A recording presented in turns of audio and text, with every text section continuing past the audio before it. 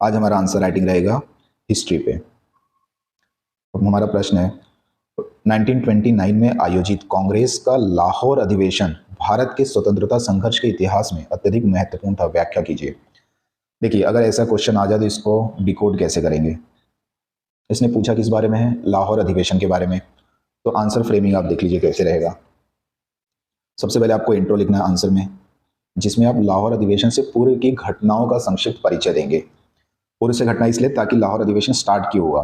फिर बॉडी में आप लाहौर अधिवेशन के ऐतिहासिक परिणाम बता देंगे। कंक्लूजन में इसके महत्व पर चर्चा करते हुए एंड कर देंगे। तो आंसर स्टार्ट करते हैं। आंसर को मैंने ब्रेक करके इसलिए लिखा है ताकि आपको समझ में आ जाए। इंट्रो में देखिए, 20वीं शताब्दी के पूर्वार्ध में स्वतंत्रता संघर्ष को एक नई ऊर्जा प्राप्त हुई। क्यों नई ऊर्जा प्राप्त हुई, उसका प्रमुख कारण है सत्याग्रह, असहयोग आंदोलन जो गांधी जी ने चलाया था, क्रांतिकारी गतिविधियां। असहयोग आंदोलन बंद होने के बाद क्रांतिकारी गतिविधियां बढ़ गई थी।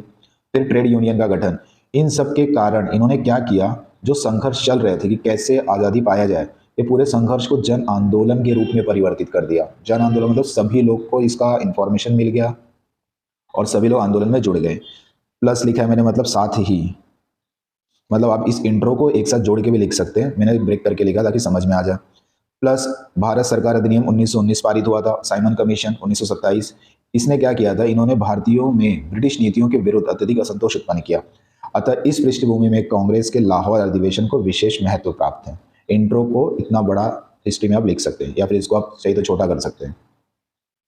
अब बॉडी पे आते हैं, जिसमें 1929 लाहौर अधिवेशन के मुख्य बिंदु रहेंगे। ये 6 पॉइंट आपको पीटी मेंस हर जगह काम देंगे। फर्स्ट पॉइंट है इसका,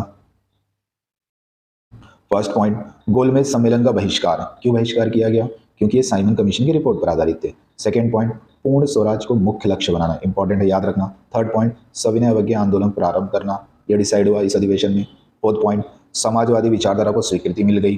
फिफ्थ पॉइंट, प्रतीकात्मक स्वतंत्रता। इसमें क्या किया गया था, रावी नदी के तट पर पहली बार तिरंगा फहराया गया। आप इसको पीटी के लिए याद रख सकते हैं कि कौन से नदी के तट पर। सेकेंड पॉइंट, 26 जनवरी 1930 को स्वतंत्रता दिवस मनाया गया।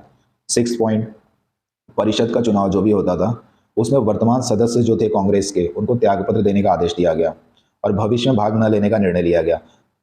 तो परिषद के चुनाव में जो वर्तमान सदस्य थे ये स्वराजी ही थे, आपको पता होगा। तो ये याद रखना है आपको, ये 6 पॉइंट पीटी के लिए और मेंस के लिए, दोनों के लिए पूरा रट जाना है, पूरा लर्न हो जाना चाहिए। बॉडी में इतना। इसके बाद कंक्लूजन को कैसे लिखेंगे, देखिए इसके महत्व को बताएंगे लाहौर अधिवेशन को।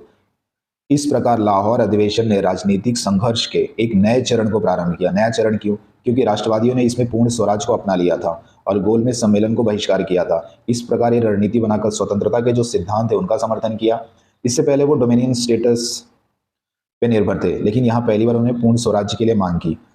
अतः इस अधिवेशन ने आने वाले 2 दशकों तक भारतीय स्वतंत्रता संग्राम को दिशा, ऊर्जा और प्रेरणा देते रहे। तो आइए देखते हैं एक बार पूरा आंसर। लाहौर अधिवेशन से रिलेटेड अगर क्वेश्चन पूछा गया तो उसको डिकोड कैसे करेंगे। इंट्रो देंगे, बॉडी बताएंगे, उसका कंक्लूजन। उसके बाद इंट्रो में इस पार्ट को मैंने काफ़ी ब्रेक किया हुआ है, आप इसको जोड़ के लिख सकते हैं क्योंकि एग्जाम में जोड़ के लिखना पड़ेगा, ये लर्न हो जाए, ताकि इसलिए मैंने ब्रेक किया कि कारण, एक नई ऊर्जा प्राप्त की हुई, उसके लिए कारण बता दिया, साथ ही के लिए प्लस लिख दिया मैंने और ये पार्ट कंप्लीट किया।